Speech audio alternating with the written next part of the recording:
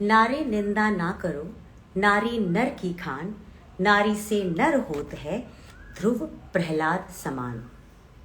हमारे पुराणों में नारी का अस्तित्व बहुत ऊंचा था, लेकिन बदलते समय के साथ साथ स्थिति नारी की बहुत बेकार हो गई है। मतलब इतनी नीचे आ चुकी है कि आज विमेन एम्पावरमेंट की हमें बात करनी पड़ती है।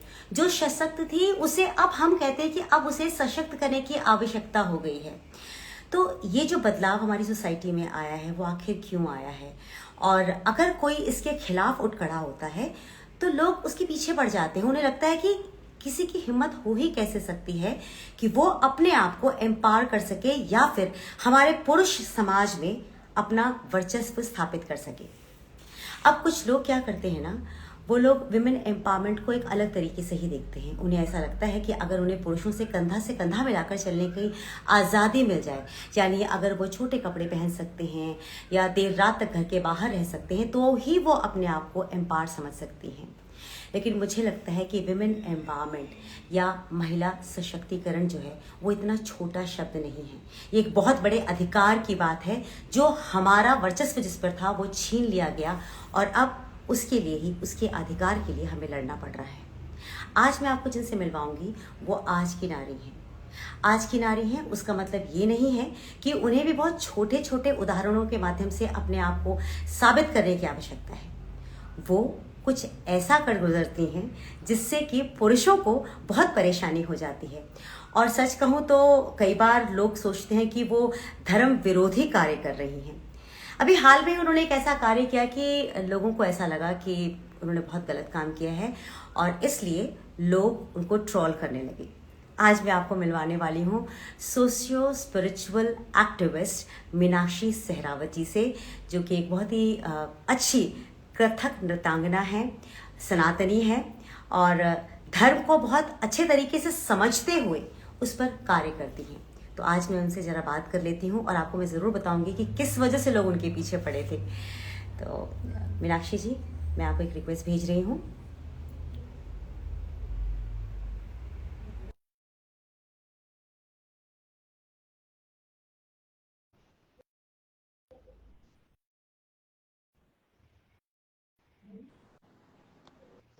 हरे हरे कृष्णा। कृष्णा। हरे कृष्णा। तो अभी ठीक लग रहा है। तो मेरे हिसाब से ठीक है। देखते हैं बाकी लोग क्या बोलते हैं। जी जी जी जी। जी। तो मैं आपसे पहले सबसे पहला वाला सवाल पूछूंगी। मैं ये पूछूंगी आपसे कि आपके नजरिए से महिला सशक्तिकरण जो है वो क्या है, उसकी व्याख्या आप कैसे करती हैं? जो आज का समाज में चल रहा है वो तो आप देख ही रही हैं। देखो, आज के समाज में तो देख ही रहे हैं कि लड़कियों ने इस इंडिपेंडेंस को इस हिसाब से ले रखा है कि जो उनसे छीना जाए, जो उनको लगता है कि ये होना चाहिए लेकिन हो नहीं रहा है, और अगर ये होगा तो हम इंडिपेंडेंट हैं। अगर हम्म। लड़के छोटे निक्कर पहनकर निकल रहे तो हम क्यों ना निकले। ये तो हमारी इंडिपेंडेंसी छीनने की कोशिश करी जा रही है। ये तो हमसे हमारा अधिकार छीनने की कोशिश किया जा रहा है।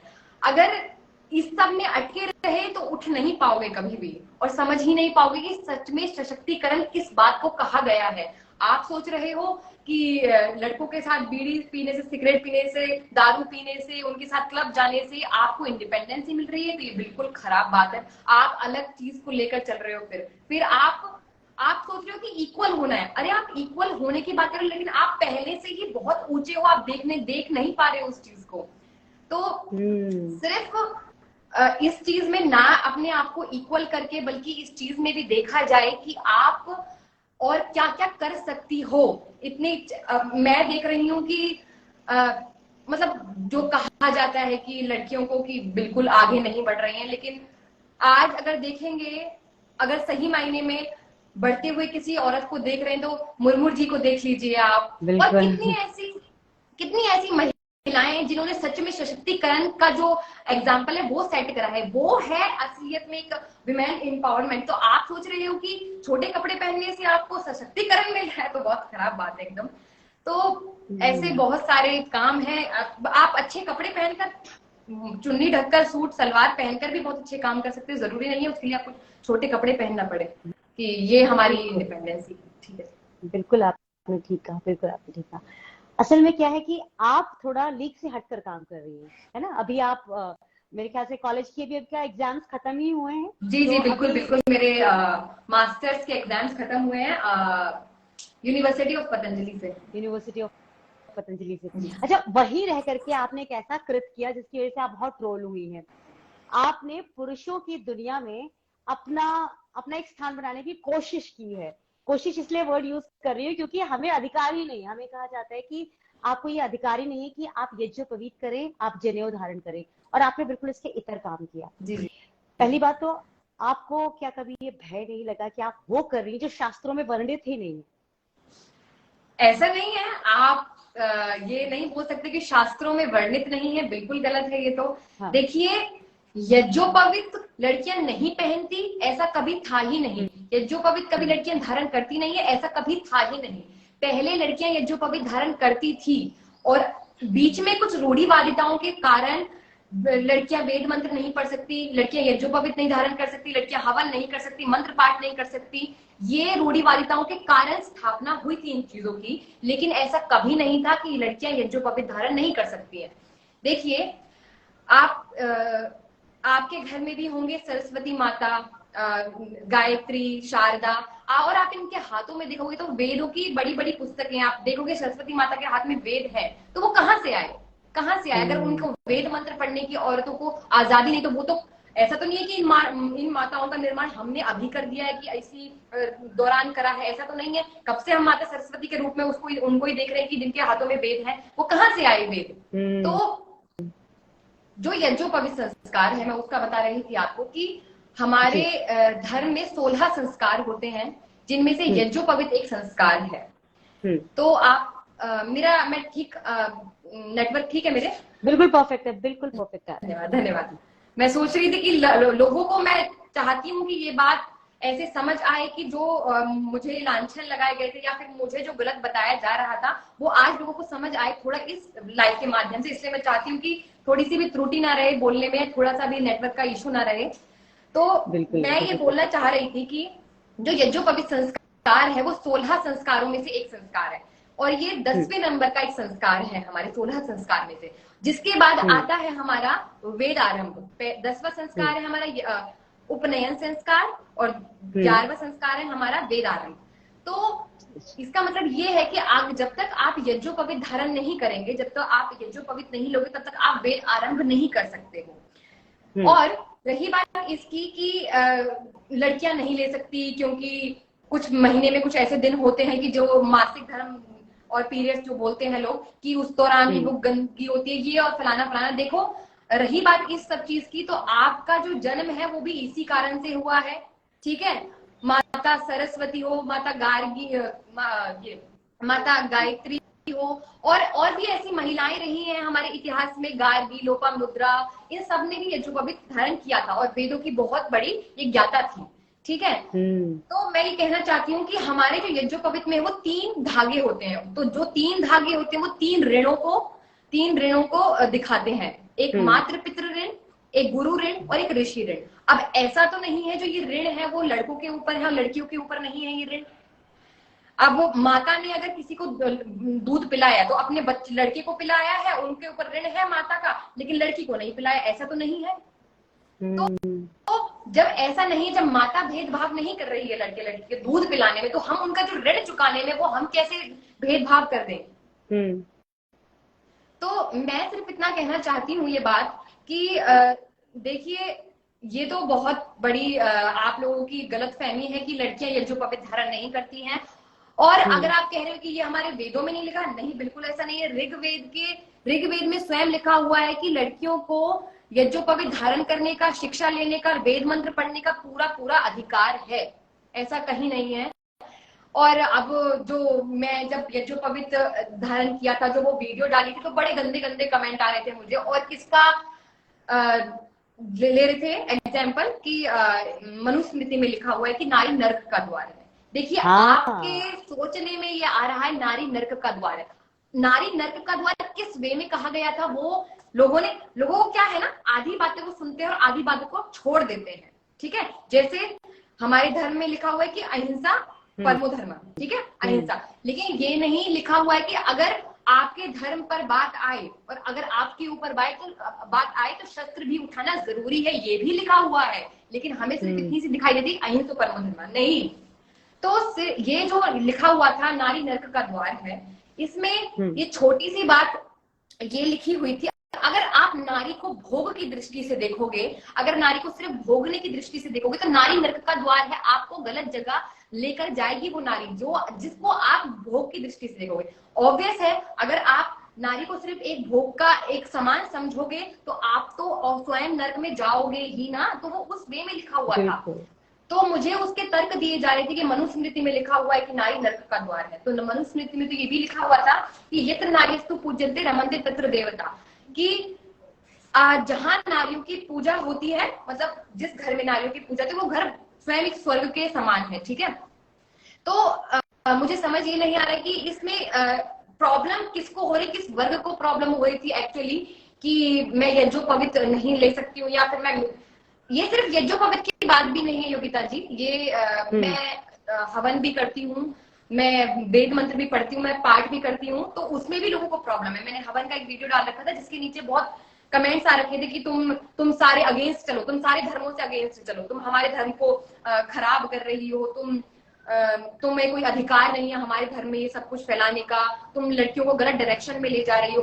अरे वहां लड़कियां गलत डायरेक्शन में नहीं जा रही है कि जहां वो दारू की तरफ, जहां वो क्लब्स की तरफ, जहां वो बार की तरफ, वहां गलत डायरेक्शन में नहीं है लड़कियां। लेकिन अगर मैं वेद मंत्र की तरफ, मैं अपने यज्ञ करवाने की तरफ लेकर जा रही लड़कियों को, तो मैं गलत कर रही हूँ। तो मुझे समझ नहीं आ रहा कि मैं गलत कहाँ पर हूँ।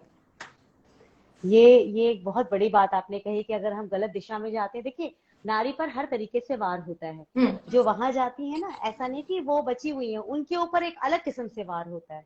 और जो धर्म की तरफ जाते हैं तो लोग अचंभित हो जाते हैं, अरे ये ऐसा कैसे कर सकती हैं, ये वो कार्य कैसे कर सकती है जिस पर हमारा अधिकार है, हाँ। या ये तो सशक्त हो जाएंगी, तो गड़बड़ बात है भाई, ऐसा तो नहीं हो सकता। तो वहां समस्या बढ़ जाती है। अच्छा, आजकल आप समाज में देख रही होंगी, जैसे आपको ट्रोल किया जा रहा था, वो शायद इसलिए करते हैं ताकि आप जो काम कर रहे हैं उससे आप अपने आप को पीछे खींच लें, विड्रॉ कर लें, है ना कहीं वो एक तरह का प्रेशर जनरेट किया जाता है। जब आपको ट्रोल किया जा रहा था तो क्या आपकी फैमिली ने आपको थक हार के कहा कि बेटा छोड़ दे ये सब, क्योंकि ये तो ट्रोलिंग होगी और फिर कहीं ऐसा ना हो कि तुम्हारे पर कोई हमला हो जाए, क्योंकि आजकल ये हमले तो बहुत आम हो गए ना लड़कियों के ऊपर, तो ये हमला ना हो जाए। इस बात से तो मेरी माता ने कभी नहीं कहा कि मेरी माता का एक बहुत बड़ा रोल रहा है मेरी लाइफ में, मुझे इस सब चीज की तरफ ले जाने में, अपने धर्म की तरफ प्रेरित करने में, अपने संस्कृति को समझने में मेरी माँ का बहुत बड़ा हाथ है।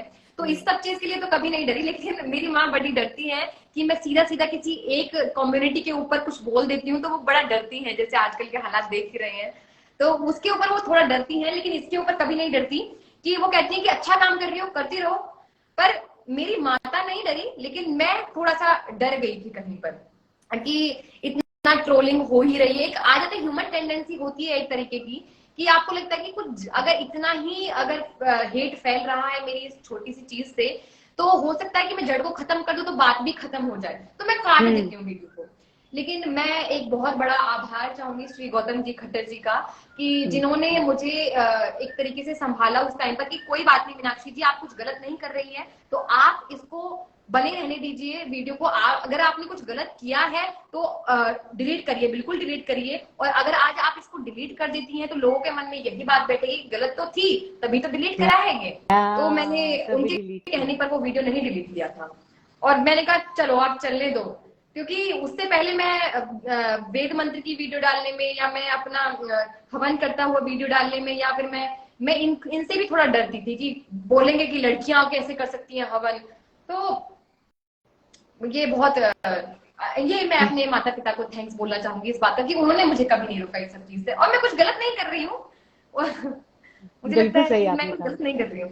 अच्छा, आपके पतंजलि विश्वविद्यालय में आपके साथ साथ बहुत सारी लड़कियों ने हवन किया, यज्ञोपवीत किया, है ना, सब लोगों ने किया, पर उनमें से कोई हाईलाइट नहीं हुआ जितना आप हुए।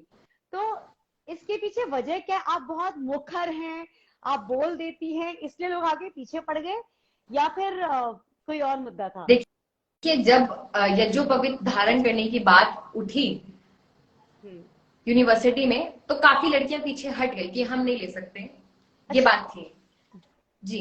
क्योंकि ऑब्वियस है, वही चीजें कि लड़के पहनते हैं, लड़कियां नहीं पहनती, वो खुद इसके अगेंस्ट थी।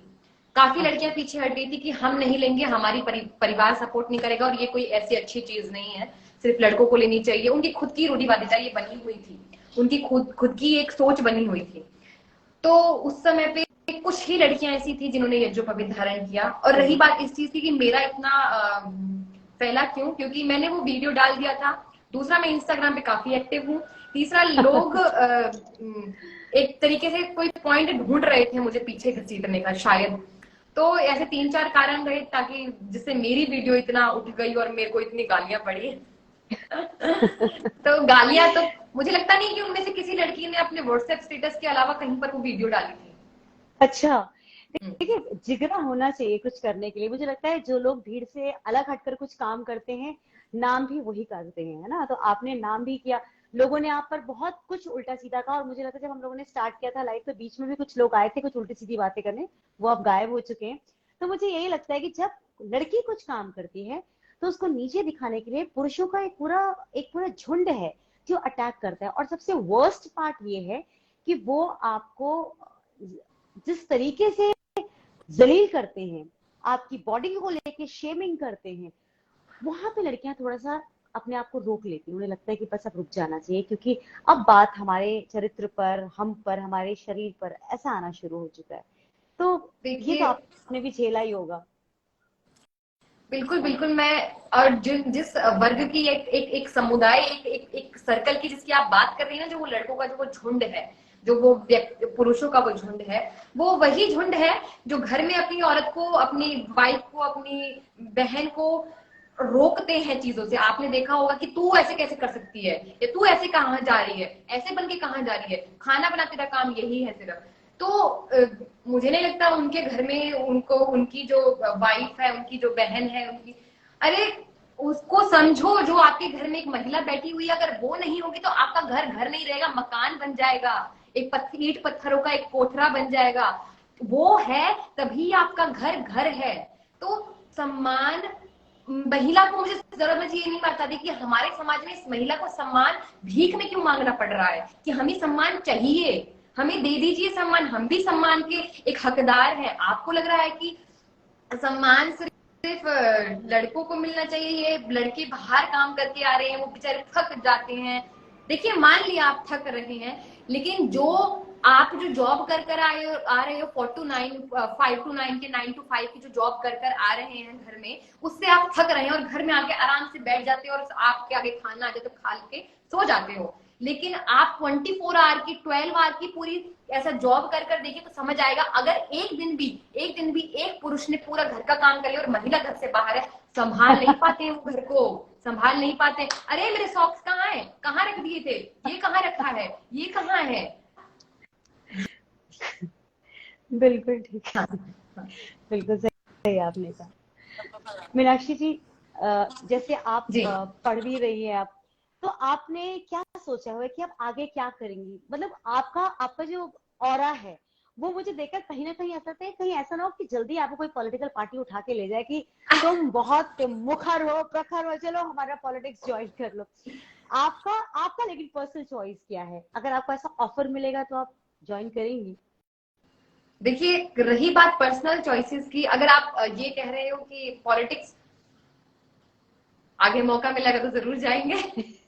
नहीं, मैं इसके लिए बात बोल रही हूँ कि मेरे को ये राजनीति वगैरह बड़ा बेकार सा एक सिस्टम लगता है। लेकिन मैंने जब से कुछ ऐसे राजनेताओं को, जब से कुछ ऐसे धर्म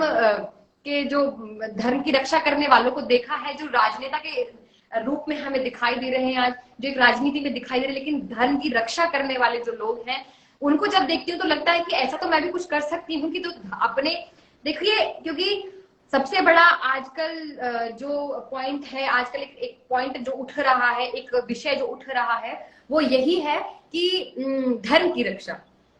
यूथ में एक एक एक आग है, पर वो आग जो है ना, वो सिर्फ अभी सुलगी हुई है, वो जल नहीं रही है। वो इसलिए कि आप अपने यूथ से बात करोगे कि धर्म की रक्षा करोगे, तो वो कहेंगे हाँ करेंगे। अच्छा, धर्म क्या है वो हमें नहीं पता। तो मैं ये मैं ये चाहती हूँ कि जो यूथ अभी जो, क्योंकि ये इंडिया में सबसे ज्यादा यूथ पॉपुलेशन है, अगर यही यूथ पूरा यूथ एक अच्छी डायरेक्शन में चले तो इंडिया एक बेमिसाल कंट्री बन सकती है, मुझे ऐसा लगता है। तो उस यूथ को डायरेक्शन में लाने के लिए कोई यूथ तो उठे। मुझे लगता है कि मुझे ज्यादा लोग फॉलो नहीं करे बेशक से, लेकिन जो कर रहे हैं उनमें से 3 लोग तो मेरी बात पर एक बार ध्यान दे, एक बार गौर करें कि मैं क्या कहना चाह रही हूँ। कि जो वो यूथ है वो, तो आप कहाँ जा रहे हो, क्या कर रहे हो आप एग्जैक्टली देखोगे एक यूथ की लाइफ को, वो क्या कर रहा है। ऐसा एक भी काम नहीं करा जो देश को सपोर्ट मिले किसी चीज का। तो ऑब्वियस अगर मैं कुछ देश को ऐसा सपोर्ट कर पाऊंगी तो देखेंगे आगे। लेकिन हाँ, रही बात इस चीज की कि मुझे क्या करना है, वो पॉइंट अलग है। देखिए, मैं स्टार्टिंग से ही क्लासिकल डांसर रही, मैं डांस करती थी पहले से ही। और मैं ऑडिबल तो हूँ? हाँ हाँ बिल्कुल परफेक्टली सुनाई दे रही है आप। हाँ तो मैं कहीं सोच रही बीच में पूछ लेती हूँ। नहीं नहीं बिल्कुल। तो मैं स्टार्टिंग से ही एक क्लासिकल डांसर रही हूँ। तो मैं भी ऐसी एक लड़की थी, एक ऐसा खून था, आग थी एक दिमाग में कि लड़कियां इस तरफ जा रही है तो मैं भी इस तरफ ही जाऊंगी, था एक टाइम था। लेकिन वही एक टाइम था जब मेरी माता कहती थी कि ये गीता है अपने कृष्ण। मेरी माता बहुत बड़ी डिवोटी है श्री कृष्ण की, मेरे पिताजी बहुत बड़े डिवोटी हैं श्री कृष्ण के, और कहीं ना कहीं जो मेरे अंदर ये संस्कार आए हैं वो उनकी ही देन है। और मैं बहुत ज्यादा उनको एक धन्यवाद कहूंगी दिल से कि मुझे इस डायरेक्शन में लाने के लिए, मुझे ये जीवन दान देने के लिए, मुझे ऐसी लाइफस्टाइल देने के लिए उनका बहुत बड़ा योगदान, उनको बहुत बहुत धन्यवाद। तो मैं भी वही थी, मैं क्यों पढ़ूं, आप पढ़ो, आपका मन, मैं एक इंडिपेंडेंट लड़की हूँ, मेरा जो मन करेगा मैं वो करूंगी, आप कौन होते मुझे ये समझाने वाले, लाइक दैट। मतलब ऐसे वर्ड्स में यूज नहीं करती थी। खैर तब मुझे ये था कि आपको पढ़ना है आप पढ़ो, मैं क्यों पढ़ूं। धीरे धीरे ये चीज समझ आने लगी जब पापा मुझे कीर्तन में लेकर जाते, कृष्ण कीर्तन होते तो कृष्ण कीर्तन में मैं जाया करती, बड़ा एक सुकून सा मुझे महसूस होता था वहां से। एकादशी का मेरी माँ व्रत रखती थी, मेरे पिताजी व्रत रखते थे, तो मुझे एक सुकून महसूस। उस दिन मेरे घर में अन्न नहीं बनता था तो मुझे प्योरिटी फील होती थी उस दिन में, ठीक है। तो ये सब मुझे प्योरिटी देने लग गया था। और रही बात इस चीज की कि हाँ, पॉइंट ये था कि मैं क्या बनना चाहती हूँ, तो मैं क्लासिकल डांस कर रही स्टार्टिंग से। तो उस क्लासिकल डांस की वजह से मेरा ध्यान एक्टिंग में जाने लगा और मैंने 3 साल थिएटर किया। 3 साल थिएटर किया। कहीं ना कहीं एक दिमाग में था कि मुझे थिएटर करना है, मुझे एक अच्छा अभिनेता बनना है, अभिनय करना है, एक अच्छा अभिनय करना है अपनी जिंदगी में। ऐसा बन चुका था, लेकिन मेरे पिताजी को बिल्कुल मंजूर नहीं था, क्योंकि एक मेरे पिताजी का एक एहसान तो नहीं बोलूंगी, लेकिन एक ऐसा अच्छा लाइफस्टाइल देने का जो उनका एक हमें ऐसा लाइफस्टाइल मिले, उन्होंने बहुत मेहनत करी अपनी लाइफ में, तो उसी मेहनत को मैं ऐसा वेस्ट नहीं जाने दे सकती थी कि उनकी बात को ना मानकर कि अच्छा आप नहीं चाहते मैं फिर भी करूंगी। मैंने कहा ठीक है, अगर आपको नहीं मंजूर है तो नहीं करते हैं, कोई बात नहीं। अगर कला होगी मेरे अंदर तो कला कहीं से भी अपना जगह ढूंढ लेगी अपने आप को दिखाने के लिए। अगर आप नहीं चाहते हो तो मैं नहीं करती। तो मैंने सोचा ठीक है, इसके अलावा क्या करना है। तो मेरे पिताजी ना स्टार्टिंग से एक बहुत अच्छा योगा करने वाले एक व्यक्ति हैं। स्टार्टिंग मैंने मेरे पापा को कभी 5-6 बजे के बाद उठते नहीं देखा। और मैंने सोचा कि हाँ, हमें भी करवाते थे, बड़ा अच्छा लगता था। तो मैंने कहा अब इसमें ही जाना है, चलो इसमें ही जाना है। और थोड़ा सा इसमें भी ध्यान जाने लग गया था अपना वेद पुराण उपनिषद कि ये क्या होते हैं जानने की इच्छा उठने लगी थी। तो एक टर्निंग पॉइंट जो लाइफ में आया इस सब चीज को लेकर वो यूनिवर्सिटी ऑफ पतंजलि थी। वहां जाकर मैंने ये अपनी शिक्षा दीक्षा ली।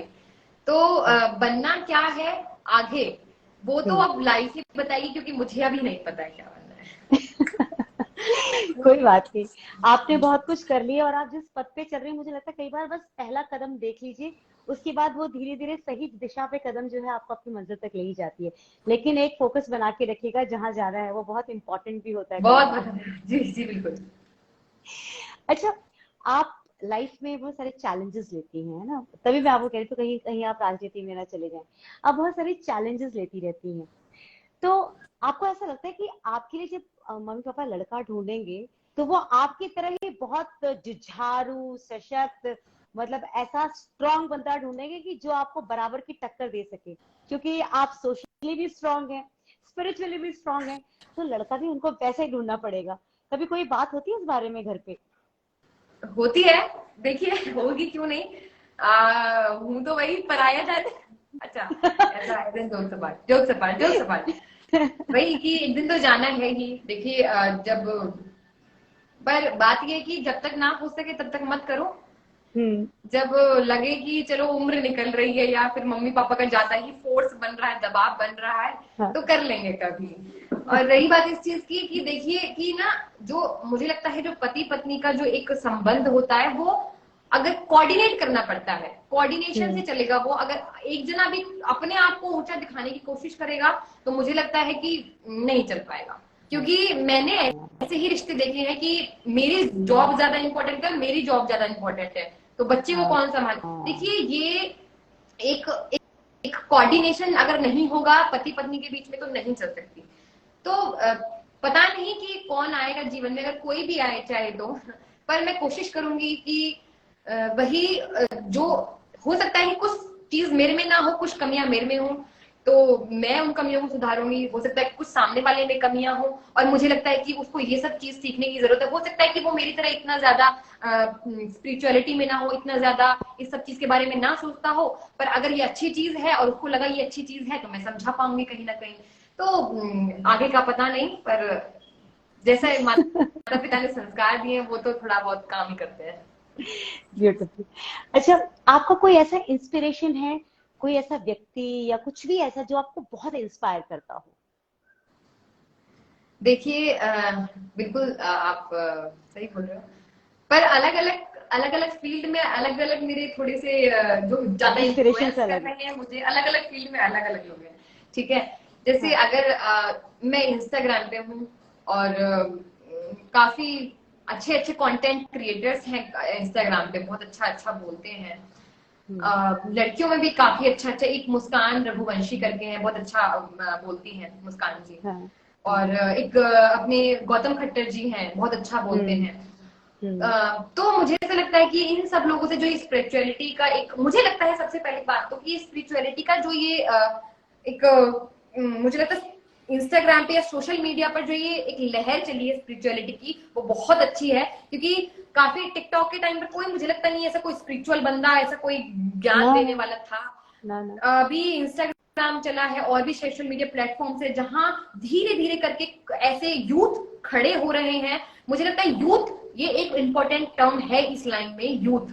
क्योंकि यूथ अगर आगे चलेगा ना तो पीछे कोई भी जनता हो उसको फॉलो जरूर करेगी, लेकिन अगर यूथ पीछे रह जाएगा ना तो कोई फॉलो करने वाला नहीं होगा। लेकिन वही मैं बोल रही हूँ, अब सोशल मीडिया पे इतना यूथ इतना आ गया है। आप जया किशोरी जी को देखिए, आप चित्रलेखा जी को देखिए, आप अपने सबसे बड़ा आप क्या एग्जांपल लेंगे कि बागेश्वर धाम जी जो संभाल रहे हैं अपने धीरेन्द्र शास्त्री जी, कितने वर्ष के हैं? सिर्फ 25 से 26 वर्ष के हैं। तो यूथ जब इस काम में लगा हुआ है, धर्म की रक्षा करने में, स्पिरिचुअलिटी में लोगों को बढ़ाने के लिए, तो एक मुझे लगता है एक बड़ा क्राउड उनकी तरफ अट्रैक्ट हो रहा है। और मुझे लगता है ऐसे काफी सारे लोग जिनसे मैं इंस्पायर होती हूँ इस प्लेटफॉर्म पे, इस सोशल मीडिया पे, तो ऐसे काफी सारे लोग हैं। तो बस ऐसा कोई पर्टिकुलर नहीं है, जिससे जो अच्छा मिल जाता है वो ले लेते हैं। और लाइफ में अगर आप देखेंगे तो मेरे मैं सच बताऊंगी, ऐसा क्यों नहीं कह रही क्योंकि मेरे पिताजी हैं इसलिए मैं बोल रही हूँ, लेकिन मेरे पिताजी को मैंने देखा है हमेशा कि बहुत ही अच्छा व्यक्तित्व है उनका। मतलब मैंने उनका दिनचर्या भी एक इस तरीके से फॉलो करने वाला वो व्यक्ति है कि मुझे लगता है कि अगर मैं ऐसे फॉलो करूंगी तो 200 वर्ष तो मैं जी ही जाऊंगी। क्योंकि अभी तक भी मेरे पिताजी नाना बन चुके हैं। मेरे पिताजी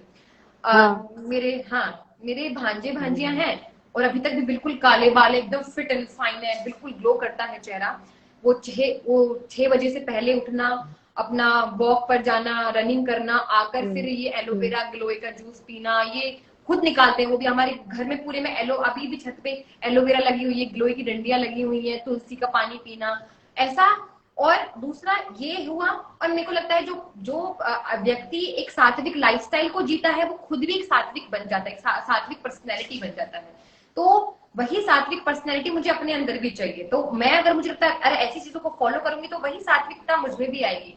तो एक इंस्पिरेशन की लाइफस्टाइल को कैसे जीना चाहिए वो मुझे लगता है कि मेरे पिताजी से बहुत अच्छा मुझे सीखना चाहिए। मैं नहीं कर पाती हूँ वैसे, सच बताऊं तो उनका बराबर तो मैं आज भी नहीं कर पाती हूँ, लेकिन हाँ अगर सीखने की बात है तो उनसे ही मैं सीखना चाहूंगी लाइफस्टाइल को कैसे एक तरीके से जिया जाता है। वैसे आपको बताता हूँ, आप बहुत ग्लो कर रही हैं। आप जबकि बहुत गर्मी में बैठी हुई हैं, पसीने में हैं, पर उसके बाद भी आपका चेहरा जो है ना, वो आपकी खूबसूरती दिखा रहा है। आप बहुत ग्लो कर रही हैं। धन्यवाद अब धन्यवाद। एक एक्चुअली सवाल भी आ रहा था। जी जी, आप क्या कह रही थी?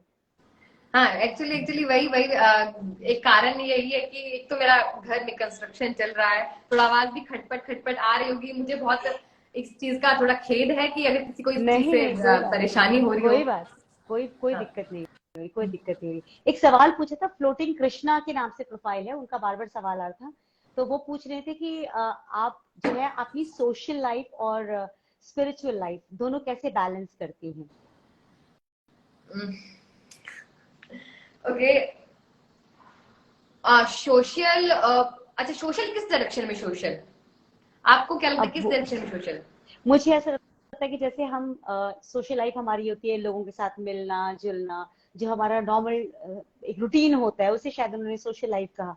और स्पिरिचुअल लाइफ आपका कृष्ण से प्रेम जो है, उस लाइफ के बीच में बैलेंस समझने की कोशिश कर रही हैं। देखिए, एक छोटा सा एक मैं बात बताऊंगी कि ऐसा अंधा भक्त बनकर बैठ जाओगे तो कुछ नहीं मिलेगा लाइफ में आपको। मुझे लगता है प्रैक्टिकल होना बहुत जरूरी है लाइफ में। हाँ प्रैक्टिकल होगे तो ही काम चल सकता है, मुझे ऐसा लगता है।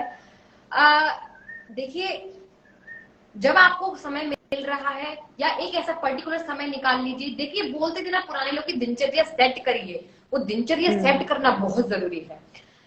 मैंने यूनिवर्सिटी ऑफ पतंजलि में जाकर कुछ सीखा हो या ना सीखा हो, लेकिन अपनी दिनचर्या सुधारनी बहुत अच्छे से सीख ली। और मैं इंस्टाग्राम पर थी तो किसी ने मुझे बोला कि आप ब्लॉग स्टार्ट करिए, ब्लॉग स्टार्ट करिए, क्या आप लाइफ स्टाइल कर रहे हो या यूट्यूब पर भी आइए। तो मैंने कहा बात तो ठीक है, बात इसलिए भी ठीक है कि जो मैं स्टार्ट कर रही हूँ, जो मैं उसमें बोल रही हूँ, शायद उससे एक दो यूथ और इंस्पायर हो जाए मेरी लाइफ स्टाइल से कि मैं कैसा जी रही हूँ। तो वही 5 बजे उठना आपका, और ब्रह्म मुहूर्त में उठकर योगा क्लास जाना, वहां से आना, यज्ञ करना। तो एक अगर पर्टिकुलर टाइम निकाल लोगे, हर चीज के लिए एक पर्टिकुलर टाइम होगा आपके पास, तो मुझे लगता है आप अच्छे से बैलेंस कर पाओगे उन चीजों को। जैसे कि आपने वही टाइम है जो आप उठे हो, उस टाइम पर भी थोड़ा भगवान को याद करके आप उठे हो, आगे जा रहे हो, योगा क्लास करा, उसके बाद आया हवन में जब बैठे तो वही भगवान को, इष्ट को याद किया, आपने हवन किया, और उसके बाद अपना नॉर्मल रूटीन आप फॉलो करिए। मुझे लगता नहीं है हर टाइम ये करते रहना कि मैं बहुत बड़ा भक्त हूं तो हर टाइम आप एक फ्लो में।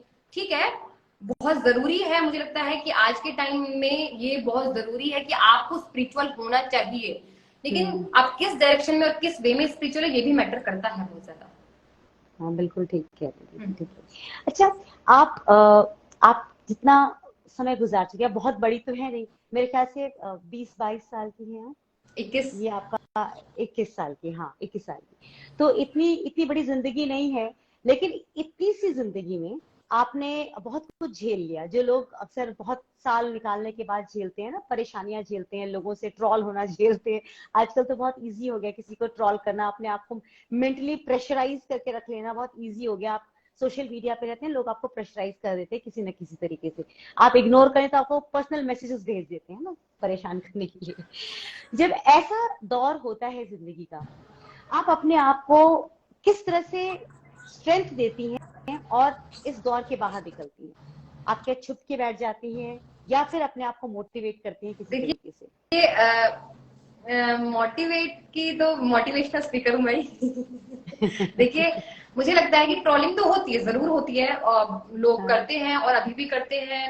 बल्कि उस टाइम पर, उस दौरान तो बहुत वीडियोस वगैरह बन गई थी, बहुत अपोज, मुझे थ्रेट कॉल भी आया था, और कि क्या आप धर्म को बिगाड़ रही हो, तुम्हें छोड़ेंगे नहीं, ऐसे करके भी मुझे पर बात ये थी कि अगर कुछ गलत कर रही होती तो डरना लाजमी था, और अगर कुछ गलत कर रही हूँ तो डरना लाजमी है। और मैं ये मानती हूँ कि जहां 100 बुराइयां हैं वहां एक तो अच्छाई हो सकती है। जब मैं अपने कमेंट्स को पढ़ती हूँ, जब मैं अपने डीएम्स को पढ़ती हूँ, तो 100 अच्छी बातें आती हैं मेरे पास, 100 अच्छी चीजें आती हैं। मुझे लगता नहीं है कि आज का जो यूथ है, जो ऐसी लड़कियां हैं, जो भी लड़कियां हैं, जो भी इंस्टाग्राम पर जब कैसे भी कंटेंट बना रही है, इतने अच्छे किसी पे कमेंट्स आते होंगे। अगर आप ये भी कंपेयर करो तो मेरे पास बहुत अच्छे कमेंट्स आते हैं, मेरे डीएम्स में बहुत अच्छे तो एक दो को क्यों देखूं मैं, एक दो को छोड़ो, क्या करना है एक दो का। मैं उसको ध्यान नहीं देती, बिल्कुल भी ध्यान नहीं देती।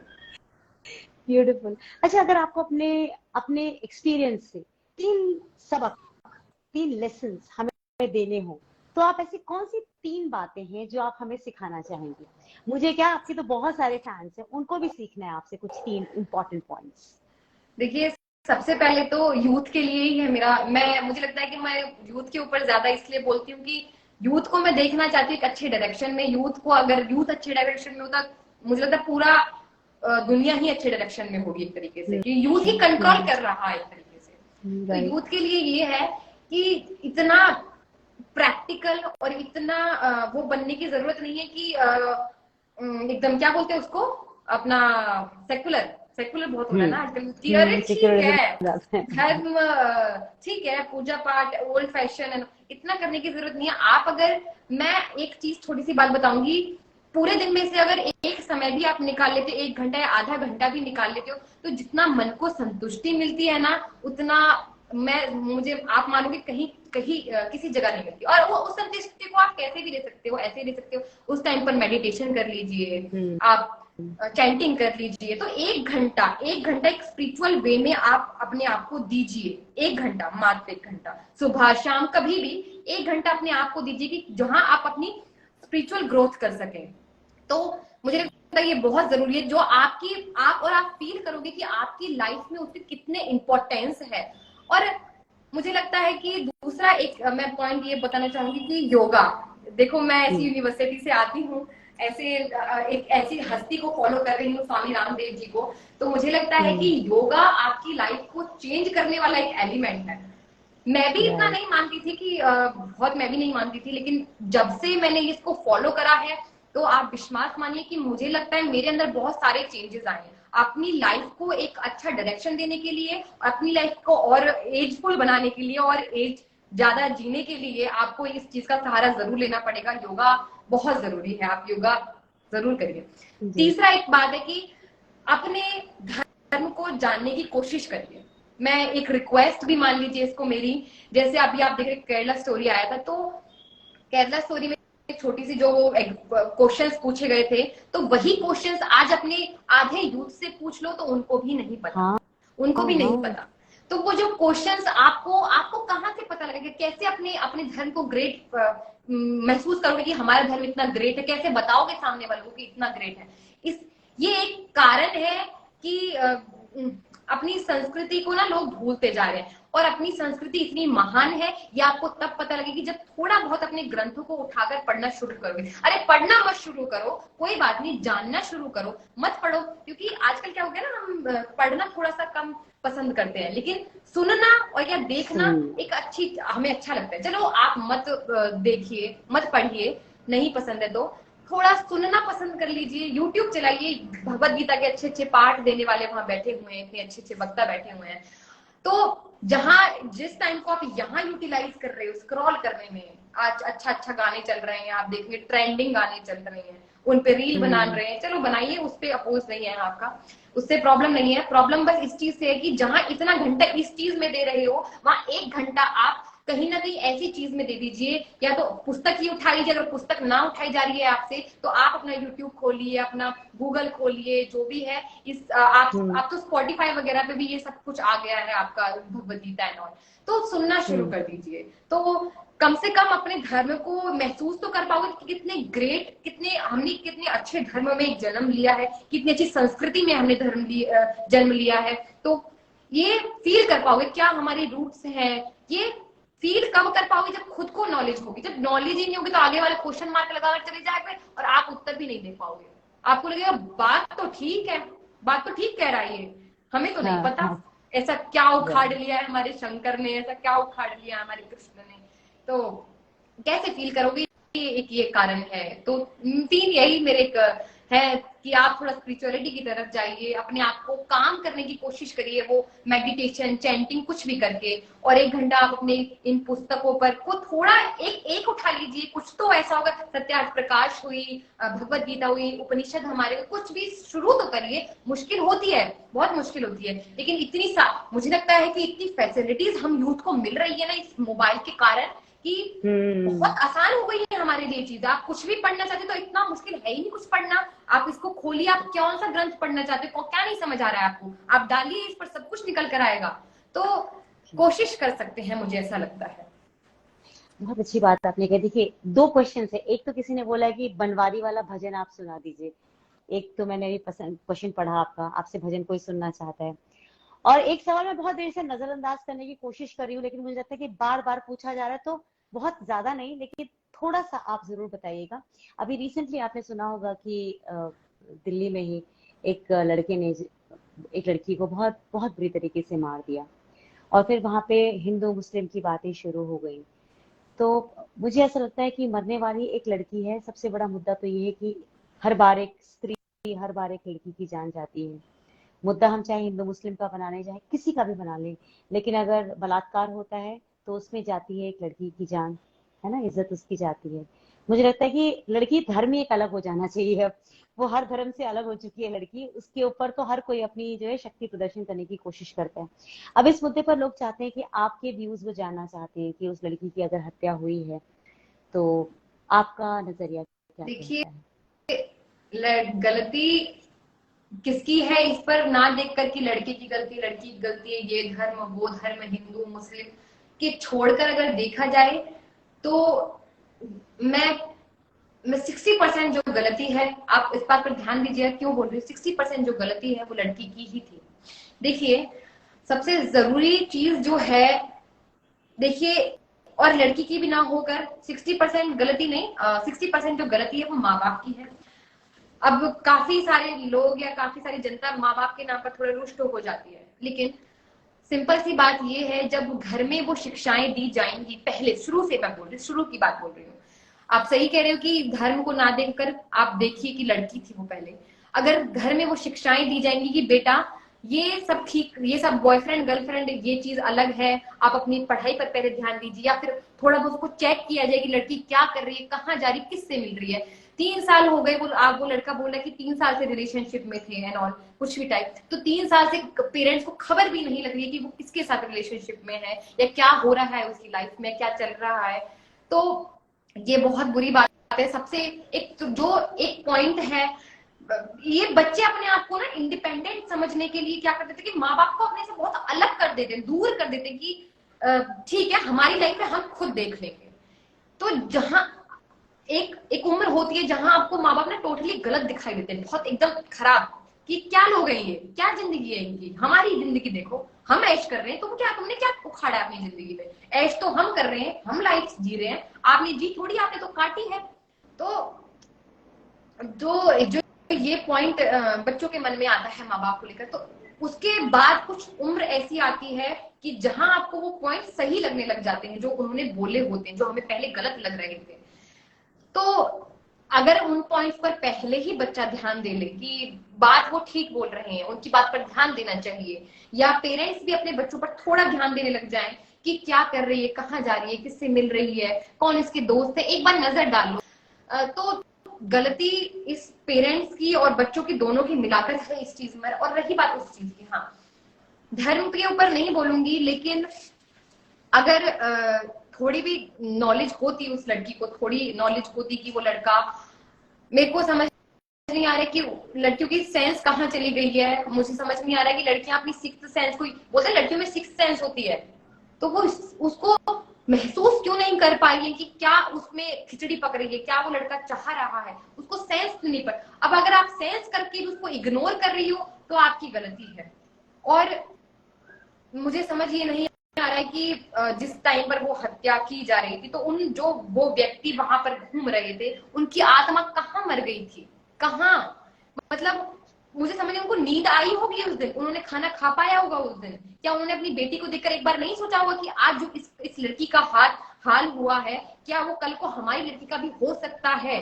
मैंने एक लाइन बोली थी कि अगर उस हाथ को वहीं रोक लिया जाता तो कल को वो हाथ आपके गर्दन तक नहीं आएगा, लेकिन कल को जब वो आपकी गर्दन तक आएगा ना हाथ, तब आप सोचोगे कि अगर उस हाथ को वहीं रोक लिया जाता तो ये यहाँ तक आज होता ही नहीं। अगर 4 लोग भी, वो 20 साल का वो लड़का, मात्र 20 साल का, इतना बाहुबली तो नहीं था वो, इतनी शक्ति तो उसमें नहीं थी कि उसको रोक नहीं पाए। तो अगर जो लोग वहां घूम रहे थे, जो उसको एक बिल्कुल ऐसे समझ जैसे सब्जी बिक रही हो वहां पर, कोई ऐसे देख कर जा रहे थे, बिल्कुल किस मानसिकता के साथ घूम रहे थे वो। अगर वो लोग भी उसको मिलकर रोकते, ऐसा उसपे कोई गन तो थी नहीं कि वो एक पॉइंट करता और तुरंत वो लड़की मर जाती। वो कर रहा था वहां अपना काम, और किसी की हिम्मत नहीं हुई कि जब वो उसको मार रहा है तो उसको हाथ को रोक सके, उसको रोक सके। अरे मार कर मुझे समझ नहीं आया कि वो मर भी गई और लोग ऐसे घूम रहे जैसे सब्जी मंडी में घूम रहे हों। मुझे समझ ये बात नहीं आई। तो गलती ना एक तरीके से वहां घूमने वालों की, उस लड़के की, जो जितने भी लोग वहां प्रेजेंट थे उन सब की थी एक करके। अब गलती को ना गिनवाकर अगर इस बात पर ध्यान दिया जाए तो ये सच है कि आज का जो समाज है वो लड़की को ऐसे एक तरीके से चीज समझने लग गया है। घर में देखो, बाहर देखो, कि यूज करने की एक चीज हो गई है आजकल लड़की। और लड़की भी ना अपने आप को ऐसे ही समझने लग गई है कि हाँ वो सोच बोलते ना कि स्त्री की खुद की मानसिकता इतनी पतली हो जाती है, इतनी छोटी हो जाती है, इतनी सूक्ष्म हो जाती है कि वो सोच नहीं पाती कि उसके साथ गलत हो रहा है। तो ये सब कुछ सहन करते करते अपने सोसाइटी को देखते देखते वो भूल जाती है कि उसके साथ गलत हो रहा है। अगर गलत पर तो आज आवाज उठाएंगी लड़कियां, उस चीज पर आवाज उठाएंगी जो सच में भी गलत है नहीं इतनी ज्यादा, कि हम छोटे कपड़े क्यों ना पहने, हम क्यों ना पहने, हम क्यों ना दारू पिए। इस पर तो बातें बनाएंगी, इस पर तो उठाएंगी, लेकिन इस पर कभी बातें नहीं उठाती कि आपका आज सोसाइटी में क्या स्टैंड है, कि आपको भी जरूरत है ये सब कुछ पढ़ने की, अपने ग्रंथ पढ़ने की, इस तरफ जाने की, कि एक आप अपनी आत्मरक्षा सीख पाओ। अगर जहां आप ये सब कुछ सीख रहे हो, जहां आप अपनी कॉलेज कर रहे हो, जहां अपनी क्लब वगैरह जो भी कर रहे हो, उसका एक थोड़ा सा समय आप अपनी आत्मरक्षा के सीखने में, कि जैसा आप कि कोई आपको हमला कर रहा है, कुछ भी कर रहा है, वो सीखने में अगर लगा दे। अरे इतनी अच्छी अच्छी गेम्स हैं आज। मुझे लगता है कि अगर लड़के थोड़ा अपनी फिजिकल बॉडी भी बनेगी और आपने अपना आत्मरक्षा भी सीख पाएगी, वो मुझे लगता है ऐसा कि दंड सीखना लड़की को, मैं ज्यादा तो नहीं बोलूंगी इस बात में, छोटा सा एक पॉइंट बता दूं। थोड़ा समय मैंने भी आरएसएस में बिताया है, आरएसएस राष्ट्रीय स्वयं सेवक संघ, तो मैंने थोड़ा समय बिताया है वहां पर भी। और जी, तो मैंने वहां लाठी चलाना सीखा, मैंने वहां नियुद्ध सीखा कि कैसे अपना डिफेंस किया जाता है। तो मुझे लगता है कि छोटा समय आप थोड़ा सा अपनी जिंदगी में से निकाल कर इस समय में दीजिए, क्योंकि आपको पता है कि सोसाइटी तो नहीं सुधरने वाली है। तो आप अपने आप को ही सुधार लो, अपने आप का ही स्टैंड ले लो, एक तरीके से अपने आप को ही कुछ एक मोटिवेशन दो कि आप भी लड़ सकते हो, जो सामने वाला कर रहा है हमला तो आप भी अपोज कर सकते हो उसका। बिल्कुल सही बात है, बिल्कुल सही बात। मुझे आपकी बात बहुत अच्छी लगी कि सेल्फ डिफेंस लड़कियों को जरूर सीखनी चाहिए। जैसे आपने वो 3 इंपॉर्टेंट बातें बताई, मुझे लगता है चौथी बात इसमें हमें ये भी जोड़ना चाहिए कि जब हम महिला सशक्तिकरण की बात कर रहे हैं तो सेल्फ डिफेंस के ऊपर जरूर हर लड़की को फोकस करना चाहिए। हम छुई मुई डॉल बन के रह जाते हैं, डॉल और बनकर फिर मत डॉल, रहो। हाँ, किसी दिन डॉल की मुंडी मरोड़ दी जाती है, खत्म। आपको एक बात बताती हूँ मैं, कि मैं बड़ा ना हिचकिचाती थी पहले पब्लिक में बोलने में। तो एक छोटा सा एग्जांपल बताऊंगी इस चीज का, कि मैं बहुत हिचकिचाती थी। ऐसे ही पर मुझे एक समझ बात आई कि जब आप मुंह खोलोगे ना तो ही साइड वाला मुंह खोलेगा आपके लिए, लेकिन जब तक आप अपने लिए मुंह नहीं खोलोगे तो साइड वाला भी कोई नहीं है वो मुंह खोलने वाला। अरे खुद के साथ गलत होने दे, ये साइड वाला क्यों बोले। बिल्कुल तो बिल्कुल। ऐसे ही मैं बस में जा रही थी, तो काफी टाइम से एक लड़के को मैं नोटिस करी, बहुत मुझे इरिटेट किया उसने को, क्योंकि मुझे लगता है हर लड़की कहीं ना कहीं ये चीजें फेस करती हाँ ही हाँ, करती है। पब्लिक ट्रांसपोर्ट हो, पब्लिक प्लेस हो, या कुछ भी हो, एक लड़की फील करती है इन चीजों को, बहुत बिल्कुल। जरूर फील करती है मुझे लगता है। तो ये बात मैं बोलना चाहूंगी कि जब तक आप मुंह नहीं खोलोगे तो साइड वाला भी आपके लिए मुंह नहीं खोलेगा, कि लड़का देख तो रहा है वो साइड वाला कि वो गलत कर रहा है उसके सामने वाला, लेकिन वो कुछ बोल क्यों नहीं रहा है। अरे तुम नहीं बोल रहे हो इसलिए वो नहीं बोल रहा है। तो ऐसे ही बस में मैं ऐसा फेस कर रही थी कुछ, तो मुझे हिम्मत नहीं आ रही थी बोलने की, काफी पब्लिक बैठी हुई है, क्या सोचेगी, मैं बोलूं या ना बोलूं। पर जब मुंह खोलना शुरू किया कि जो भी मैंने उसको बोला, आप गालियां सीखो मत, लेकिन गालियों को बचाकर रखो अपने अंदर, कि आप सामने वाले को ऐसा भारी शब्द बोल सको कि सामने वाला फिर मुंह ना खोल पाए आपके लिए। तो ऐसा ही कुछ भारी शब्द मैंने भी बोला, और जब मैंने बोलना शुरू किया तो आसपास की सारी पब्लिक मिल गई उसको बोलने के लिए कि हाँ हम तेरे को बहुत देर से नोटिस कर रहे हैं, तू ऐसा कैसे कर सकता है। तो वही मैं बोलना चाहूंगी, जब तक अपने लिए नहीं मुंह खोलोगे ना, तो साइड वाला कोई नहीं है कि आपके लिए मुंह खोलेगा। इसलिए अपने लिए स्वयं ही लड़ना पड़ेगा। कलयुग है भैया, अपने लिए स्वयं अपनी मुंह खोलो, साइड वाला नहीं लड़ाई। खोलेगा आपके लिए। कृष्ण नहीं आएगा बन करके, अपने लिए स्वयं कृष्ण बनकर देखो, सब सारे आपके आसपास वाले ना सब युद्ध करने के लिए तैयार हो जाएंगे फिर, मुझे ऐसा लगता है। अपना कृष्ण स्वयं बनो। बहुत अच्छी बात आपने कही, बहुत अच्छी बात। अभी आज हमने बहुत भारी भारी बातें की हैं। अब किसी का एक जो रिक्वेस्ट था आपके मुंह से भजन सुनने का, अगर वो भी सुनने को मिल जाए तो बहुत लाइट नोट पे हम खत्म कर देंगे। ओके, मुझे बोल देते ना, मैं थोड़ा सा तैयारी करके आ जाती। कोई बात नहीं, 2 लाइन सुना दीजिए, कोई भी 2 लाइन सुना दीजिए। ठीक है, थोड़ा सा ट्राई करते हैं। हाँ हाँ, बिल्कुल।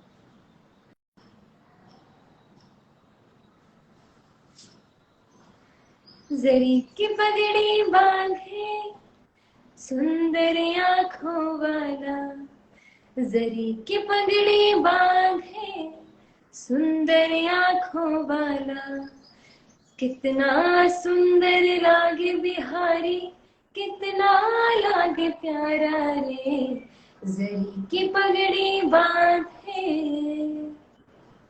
अरे वाह। कानों में कुंडल साजे, सिर मोर मुकुट बिराजे, कानों में कुंडल साजे, सिर मोर मुकुट बिराजे, सखियां पगली होती जब जब होठों पे बंसी बाजे, है चंदा ये सावरा, तारे हैं ग्वालवार, है चंदा ये सावरा, तारे हैं ग्वालवार, कितना सुंदर लागे बिहारी, कितना लागे प्यारा रे, जरी की पगड़ी बांधे। क्या बात है, thank you so much, thank you so much. आज आपसे बात करके मुझे बहुत अच्छा लगा। अगर सच में हमारी युवा पीढ़ी आपके जैसी है तो मुझे नहीं लगता कि कभी भी कोई साक्षी या कोई अन्य लड़की, कभी कभी किसी लड़की का ऐसा कोई नाम भविष्य में आएगा। जो आपने आज बातें कही है, बहुत अच्छी, बहुत सुलझी हुई बातें कही है, और आपकी उम्र में इतनी सुलझी हुई बातें करना बहुत बहुत मुश्किल से कभी सुनने को मिलता है, क्योंकि इस समय तो लड़कियां बिल्कुल एक अलग दुनिया में होती हैं। और अगर कोई लड़की धरातल पर रहे और आपकी तरह रहे तो मुझे लगता है कि ये एक बेस्ट एग्जाम्पल हो सकता है। जैसे किसी ने बहुत अच्छा लिखा था कि अगर लड़कियां चाहे तो रानी लक्ष्मीबाई भी बन सकती हैं, बिल्कुल माँ बिल्कुल सीता भी बन सकती है ना, सारा सारा गुण उनके अंदर होता है, बिल्कुल। सर्वगुण संपन्न होती है।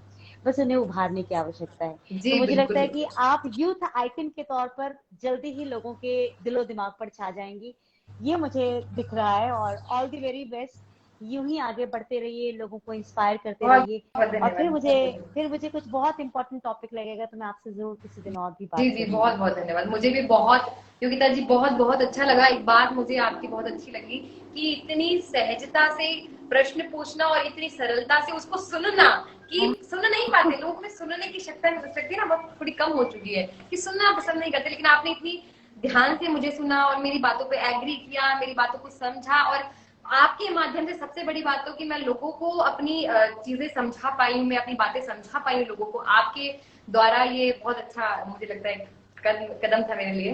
बहुत बहुत धन्यवाद। बहुत थैंक यू, बहुत thank you so much, thank you so much. ऐसे ही आप अच्छी अच्छी बातें लोगों तक पहुंचाते रहिए। मेरा तो काम ही है कि अच्छी बातों को और ज्यादा दूर तक पहुंचाने की कोशिश करती हूँ। आपका बहुत बहुत धन्यवाद, बहुत थैंक बहुत यू सो धन्यवाद। मच मंथन में आने के लिए। धन्यवाद, धन्यवाद। हरे कृष्णा। हरे कृष्णा।